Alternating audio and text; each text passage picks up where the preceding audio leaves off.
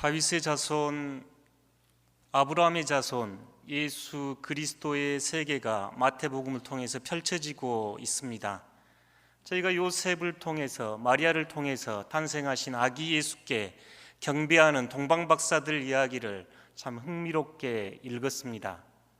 마치 환한 대낮과 같은 아름다운 이야기라면 오늘 저희가 읽게 되는 복음은 어두운 밤과 같이 비유될 수 있겠습니다.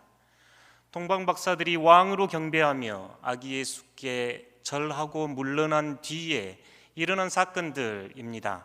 오늘 복음은 크게 세 부분으로 구성이 되어 있습니다. 요셉의 꿈에 천사가 현몽하여 요셉과 마리아, 아기 예수가 애굽으로 피난 가는 이야기, 그 이야기를 알게 된 헤롯이 2살 이하의 영아들을 살해하는 아주 끔찍한 비극, 그리고 그 헤롯이 죽은 후에 예수님 가족이 나사렛으로 돌아오는 세 가지 이야기로 구성이 되어 있습니다. 아마 성경을 언뜻 읽으시면 이 구절에서 은혜 받기가 쉽지는 않을 겁니다. 그런데 말씀을 차분히 들여다보며 묵상하고 있으면 이곳에서 펼쳐지는 놀라운 구원의 신비와 약속이 있음을 깨닫게 됩니다. 첫 번째 이야기는 요셉의 꿈에 하나님의 천사가 나타나서 애굽으로 피난 가라고 하라는 이야기입니다. 꿈에 천사가 났습니다. 일어나 아기와 그 엄마를 데리고 애굽으로 도망가십시오. 그리고 내가 너에게 말할 때까지 그곳에 있으십시오. 왜냐하면 헤롯이 아이를 찾아 죽이려고 하기 때문입니다. 이 이야기를 듣고 그날 밤 요셉은 지체하지 않고 일어나 길을 나섭니다. 어디로 가는지 갈 길 알지 못하고 요셉은 아기 예수와 마리아를 데리고 애굽으로 피난길에 나섭니다. 이 이야기를 렘브란트는 잘 그렸습니다. 예수님을 지금 안고 있는 마리아 말 위에 있습니다. 앞에 선 사람 요셉으로 보입니다. 그의 발을 주목해 보십시오. 얼마나 급히 떠나가는지 신발도 신지 않는 맨발로 길을 나서고 있습니다. 주변은 캄캄합니다. 한밤중에 일어나 걷게 되었으니 사방은 보이지 않고 어둠이 가득한 그 시간, 아이를 지키기 위하여 애굽으로 피난 가야 하는 요셉의 모습입니다. 그 한 손에는 지팡이가 쥐어져 있고 한 손에는 말곶비가 잡혀 있습니다. 마치 그의 양 어깨는 한쪽은 밝게 한쪽은 어둡게 화가는 그려냈습니다. 그의 어깨를 짓누르는 이 삶의 무게를 어두운 색으로, 그렇지만 하나님의 시각으로 보면, 은총의 시각에서 보면 이 길은 구원의 길이었음을 렘브란트는 그리고 싶었던 모양입니다. 어디로 가야 하는지 알 수 없지만 요셉은 하나님께서 일러주신 그 길을 따라 애굽으로 피난 갔습니다. 그래서 애굽으로 간 예수님 이야기가 그 애굽에 남아있는 현재 콥틱 기독교에게 전래된 이야기입니다. 제가 공부했던 토론토는 다문화, 다민족 국가였습니다. 토론토 그 말 뜻 자체가 만남의 장소라는 원주민들 이야기 뜻 단어입니다. 그러다 보니 세계의 많은 이들이 많은 문화와 많은 종교를 가지고 모여 사는 곳이 토론토였습니다. 제가 공부를 했던 학교 로비에는, 라운지에는 각 국에서 온 학생들의 국기를 개양했습니다. 제가 다닐 때만 해도 30개가 넘는 국기가 걸려 있었습니다. 30개가 넘는 나라의 학생들이 그곳에서 함께 공부를 하고 있었습니다. 그러다 보니 다양한 종류의 기독교 전통을 가진 이들을 만나게 됐습니다.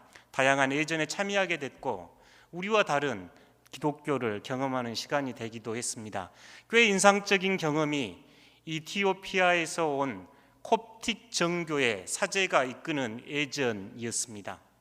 콥트 이 말은 그리스어를 음차에서 쓰는 이집트와 에티오피아 사람들의 말입니다.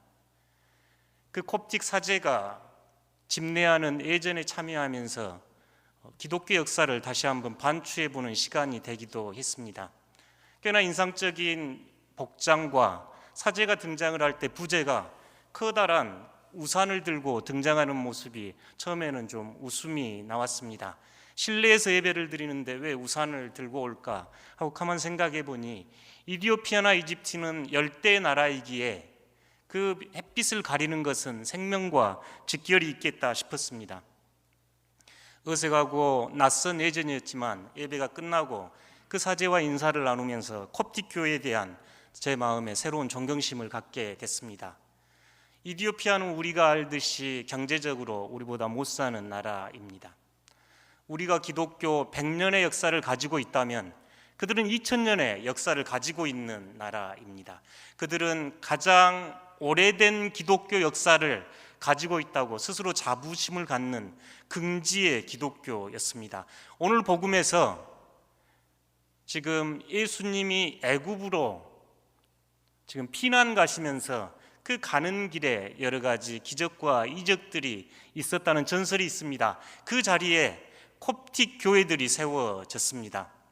예수님이 애굽으로 피난 가신 그 이야기들이 콥틱 교회에서는 매우 소중하게 그대로 간직하고 있었습니다.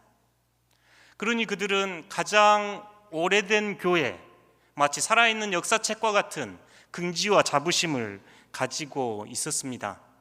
또한 기독교 영성을 공부하다 보면 사막 교부들 이야기를 만나게 되는데 그곳 또한 이집트 사막입니다. 콥틱 교회가 가지고 있는 전통입니다. 그러니 그들은 굉장한 자부심과 긍지를 가지고 있었는데 그 출발점이 오늘 복음입니다. 헤롯이 아기 예수를 죽이려고 하자 요셉과 마리아는 아기 예수와 함께 애굽으로 피난 간 이야기입니다. 그곳에서 한동안 지내다가 다시 이제 나사렛으로 돌아오게 됩니다. 복음은 우리에게 일러줍니다. 헤롯은 동방 박사들이 자신에게 와서 예수가 어디서 태어났는지 알려주지 않자 그곳 베들레헴 일대의 2살 이하의 영아들을 다 죽이라는 잔인한 명령을 합니다. 16세기에 루벤스가 그린 영아 학살의 장면입니다. 사실 이 그림은 그림 경매가로 960억 가장 높은 경매가를 받은 그림이라고 합니다. 그림이 왜 그렇게 비싼지는 잘 모르겠습니다만 그 당시에 있었을 법한 일들을 생생하게 떠올릴 수 있습니다. 강한 근육질의 남성들이 어린 아이들을 어머니의 품에서 빼앗아 던지고 칼로 찔러 죽이는 끔찍한 장면입니다. 헤롯은 상당히 복잡한 인물입니다. 헤롯은 혈통으로는 아랍인이었습니다. 정치적으로는 로마인이었고 종교적으로는 유대인이었고 문화적으로는 그리스인을 자부했던 사람이 이 헤롯인데 그는 자신의 정치적 야욕과 정권을 유지하기 위해서 자신의 자녀들, 자신의 아내를 서슴없이 죽였던 사람이 헤롯이었습니다. 복음을 가만히 읽다 보면 왜 이렇게 고통스럽고 슬픈 이야기가 예수님 탄생에 시작되는지 질문을 갖게 됩니다. 그런 우리들에게 성경은 라헬의 이야기를 상기시킵니다. 라헬은 요셉과 베냐민의 어머니였습니다. 베냐민을 낳다가 산고 후에 죽어서 라마에 무덤이 있다는 이야기가 성경에 있습니다. 그 기억을 상기시키면서 이 유다가 멸망할 때 바벨론 포로로 끌려가는 자녀들을 위하여 애곡하는 에레미야 선지자의 예언이 지금 2세 이하의 영아들이 죽을 때 이루어졌다고 성경은 이야기를 합니다. 그 헤롯이 죽자 꿈의 천사가 나타나서 이제 요셉과 가족은 다시 이스라엘로 돌아오게 됩니다. 요셉의 고향이 베들레헴이었다고 하니 그곳에는 친척과 인척이 있었을 것이고 사람은 낳으면 서울로 보내라는 옛말을 생각해 보면 예루살렘 근처로 가야 좋았겠다 싶습니다만 그들은 그곳으로 가지 않고 저 북방 변두리 땅 나사렛으로 가게 됩니다. 참 흥미로운 장소가 이 나사렛입니다. 구약 성경에는 나사렛이라는 지명이 등장하지 않고 1세기 역사서 안에서도 나사렛을 언급하지 않습니다. 나사렛은 매우 작은 마을이었습니다. 성서학자들은 이사야 11장 1절에 있는 이새의 줄기에서 한 싹이 나며 그 뿌리에서 한 가지가 나서 결실할 것이요. 이 구절에서 가지라는 단어가 히브리어로 나제르, 나사렛의 어원과 비슷하다고 나사렛을 연관시킵니다. 이 새 이야기를 마태는 우리에게 잘 버물려서 들려주고 있습니다. 사실 여러분 입장에서 보면 애굽으로 피난을 갔다가 다시 나사렛으로 돌아오는 일이 무슨 크게 의미 있는 일인가 이렇게 질문할 수 있겠습니다만, 당시 마태복음을 읽고 들었던 유대 공동체에게 이 이야기는 매우 중요한 사건들을 소환해 냈습니다. 예수님께서 애굽으로 피난 가고 그곳에서 내 아들을 불러냈다 하는 호세아 11장 11절을 다시 그들은 들으면서 모세와 함께 출애굽했던 이스라엘의 출애굽 역사를 기억하게 됩니다. 모세와 하나님의 율법, 하나님의 선민의 기억을 그들은 이 이야기를 통해서 지금 다시 회복해 냅니다. 에레미야 선지자의 이야기를 통해서 바벨론 포로로 끌려갔던 이스라엘 백성들이 70년 시간을 보내고 다시 귀환하여 이스라엘 공동체를 세운 제2의 출애굽을, 이 말씀을 들으면서 그들은 다시 한번 떠올립니다. 그리고 이제 그들의 마음 속에는 예수 그리스도와 함께 새로운 출애굽의 시대가 당도했다고, 새로운 출애굽이 시작되었다고 가슴 떨리게 이 본문을 보게 될 겁니다. 마태복음 전체를 보면 예수님과 모세를 매우 평행시켜가지고 구성해 놓은 것을 알 수 있습니다. 모세도 태어나면서 바로에 의해 그 히브리 남자아이들이 다 죽게 된, 죽음에 처했을 때 나일강에서 구원을 받습니다. 지금 영아들이 헤로데에 의해 죽임당할 때 예수님은 이집트로 피신해서 살아남습니다. 살아남았던 예수님은 그의 30년이 우리에게 알려지지 않듯이 광야로 도망했던 모세 또한 그의 40년 생활이 우리에게 숨겨져 있습니다.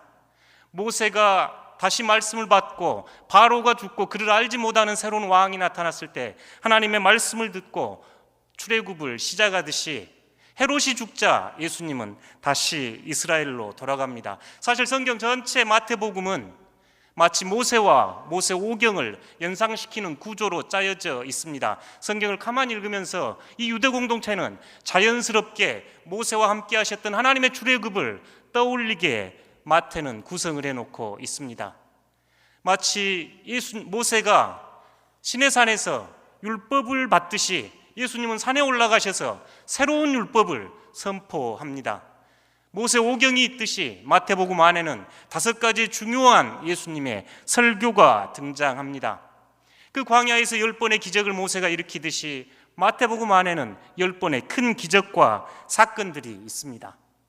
마태복음을 가만히 보고 있는 이 독자들은 이제 예수 그리스도와 함께 모세보다 더 크신 이, 모세보다 더 뛰어나신 이와 함께 새로운 출애굽을 감행하게 됐다고 기쁨으로 이 복음을 대했을 겁니다.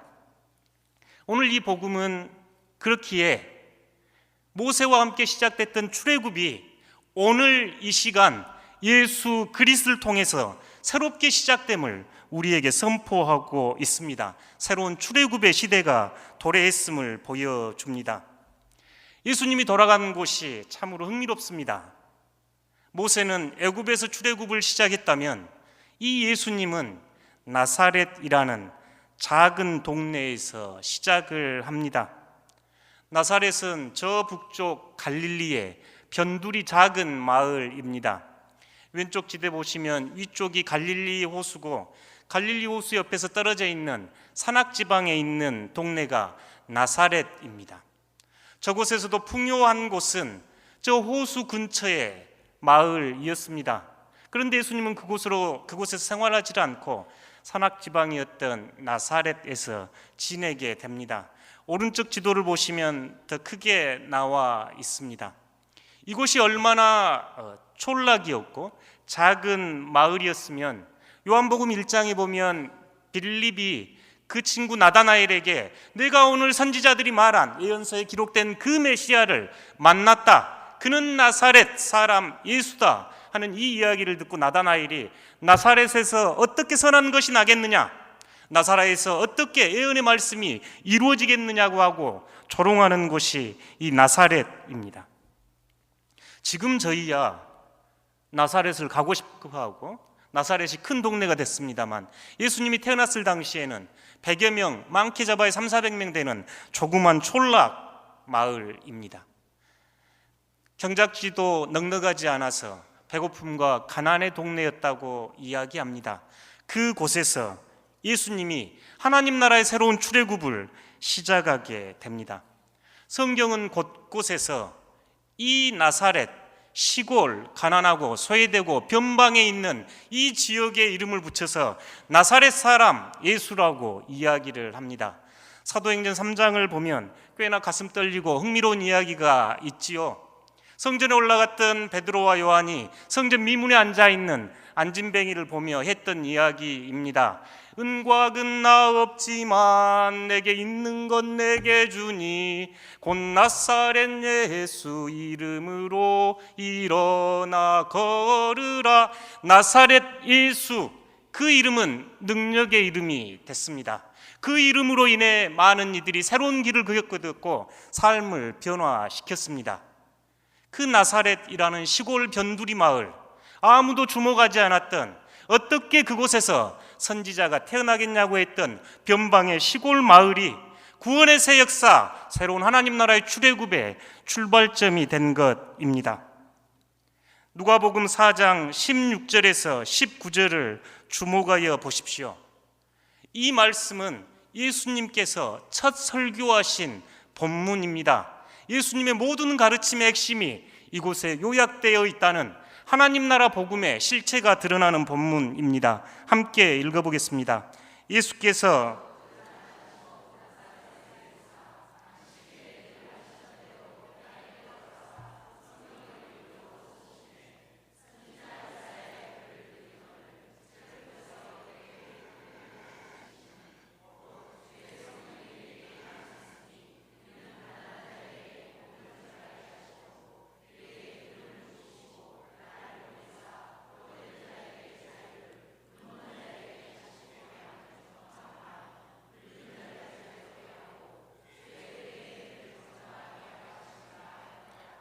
아멘. 예수님의 첫 설교, 첫 무대는 이 시골 마을 나사렛 작은 회당입니다.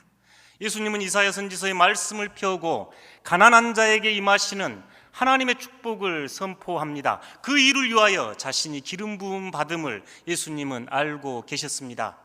가난한 자에게 복음이 선포되고 눈먼 자가 다시 보게 되고 저는 자가 걷게 되고 옥에 갇힌 자가 풀려나며 억압받는 자들이 자유케 되는 은혜의 해를 이 나사렛 시골 마을에서 예수님은 선포하셨습니다. 우리 삶에서 여러분에게 나사렛은 어디인가요? 여러분의 나사렛은 어디입니까? 사실 지역적으로 한때 지역 감정에 희생양이 되어야 했던 변방 전라도 땅은 어쩌면 나사렛이었는지 모르겠습니다. 서울이나 다른 지역에 가서 호남 사투리를 쓰지 못하고 이상한 말을 써야 했던 우리의 선배들처럼 말입니다. 가끔 지금도 TV에 보면, 영화에 보면 조직폭력배나 양아치들이 전라도 사투리를 쓰면서 지역을 폄하하는 것을 봅니다. 마치 그런 땅이 나사렛이었습니다. 어디 지역만 그런가요? 여러분은 어떤 곳이 나사렛입니까? 피난 가서 겨우 생계를 유지해야 하는 그 어두움, 두려움과 실패가 있는 곳, 상처와 과거, 절망의 자리. 마태복음 4장 16절에 보면 흑암에 앉아있는 백성이 큰 빛을 보고 사망의 땅과 그늘에 앉아있는 자들에게 빛이 비추었다도 하는 그 흑암과 사망과 절망의 자리, 여러분에게는 그곳이 나사렛입니다. 혹시 건강이 좋지 않으신가요? 경제적으로 고민하며 절망하고 눈물로 시간 보내고 있습니까? 캄캄한 밤처럼 애굽으로 향하는 요셉의 발걸음처럼, 아니면 이 변방 가난한 땅, 새끼 식량을 위하여 나에게 일용할 양식을 주십시오 기도하며 생존에 버둥거리는 그 땅, 그 나사렛, 여러분 그곳이 어디인가요? 취업인가요? 가정인가요? 자녀들의 문제인가요? 예수 그리스도의 하나님 나라 복음은 그곳에서 시작이 됩니다. 우리의 어둠, 우리의 절망, 우리의 실패, 우리의 두려움이 있는 그곳에서 예수님께서는 새로운 출애굽, 새로운 하나님 나라의 구원 역사를 단행하고 계십니다. 그 자리에서 변화가 시작이 됩니다. 여러분, 그 자리에서 예수님과 함께 출애굽하여 하나님의 나라로 옮겨 가십시오.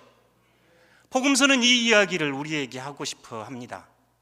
절망의 땅, 좌절의 땅, 상처와 어둠 깊은 마치 흑암처럼 앞길 보이지 않는 그곳에서 아기 예수가 하나님의 복음 안에서 새로운 꿈을 꾸는 곳, 그곳이 나사렛입니다.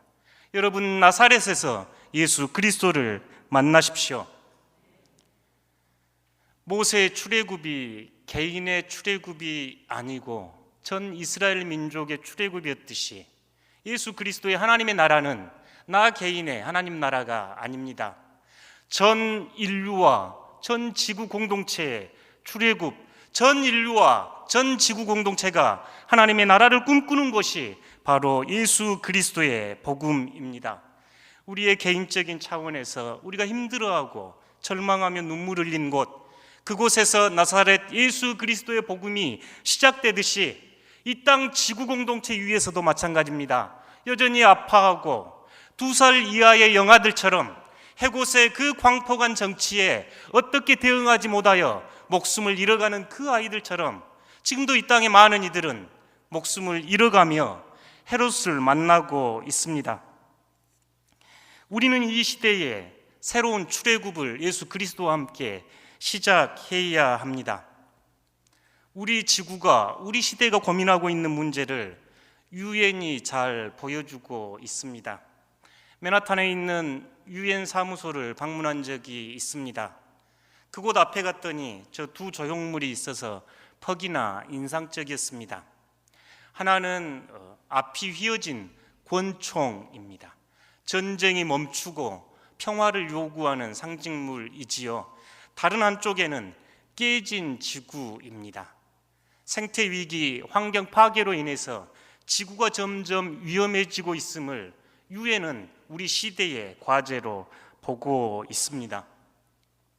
전 인류적 차원에서 보면 평화를 향한 출애굽, 생명을 향한 출애굽이 일어나야 합니다.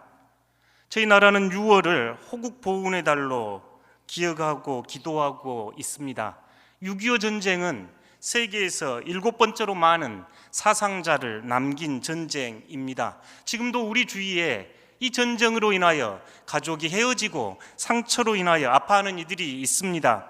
약 100만 명 이상의 군인과 민간인이 희생된 전쟁이 6.25 전쟁입니다. 우리 한반도는 지금 휴전 상태입니다. 한반도에 참된 평화가 오기를 교회는 기도해야 합니다. 저 사진은 히로시마, 나가사키에 떨어졌던 원폭 사진입니다. 사실 우리가 별로 좋아하지 않는 일본이기에 이 사건에 큰 관심을 가지지 않습니다만 저 폭탄이 투하되던 그 시간 7만 명이 죽었고 훗날 방사능으로 70만 명이 사라졌습니다. 인류가 파멸하면 핵폭탄으로 파멸할 것이라고 이야기합니다. 현재 우리는 저렇게 많은 핵폭탄을 우리 머리 위에 이고 살아가고 있습니다. 좋은 신앙은 평화를 가리키며 살아가도록 돕습니다. 나쁜 종교는 평화를 가장하여 탐욕을 가리킵니다. 우리는 이 전쟁이 멈추고 핵이 사라지는 아름다운 평화의 나라를 향한 출애굽을 예수 그리스도의 복음 안에서 시작해야 합니다. 다른 상징물 하나인 생명의 대량 멸종입니다.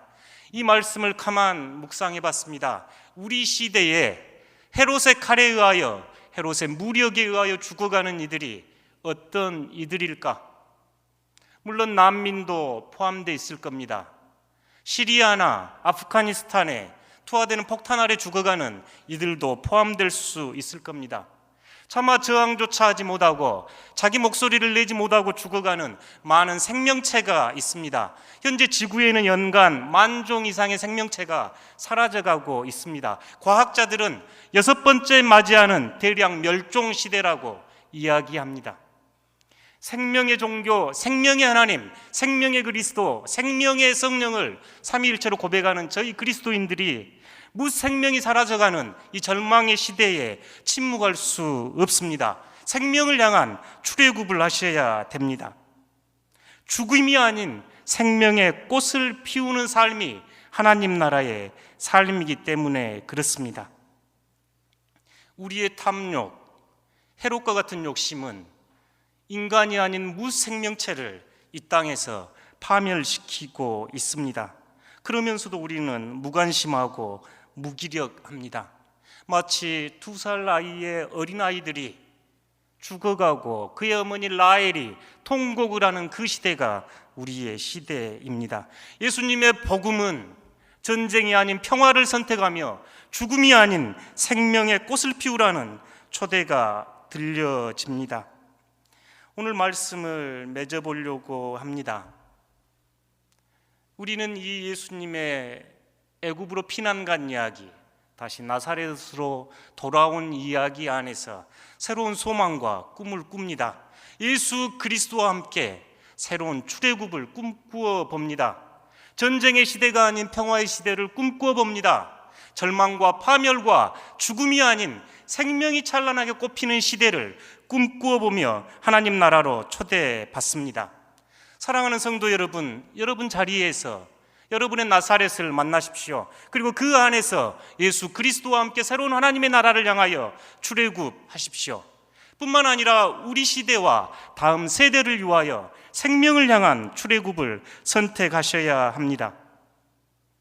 2013년 부산에서 열렸던 세계교회협의회는 생명의 하나님, 정의와 평화로 이끄소서라는 주제로 교회협의회는 회의를 진행했습니다.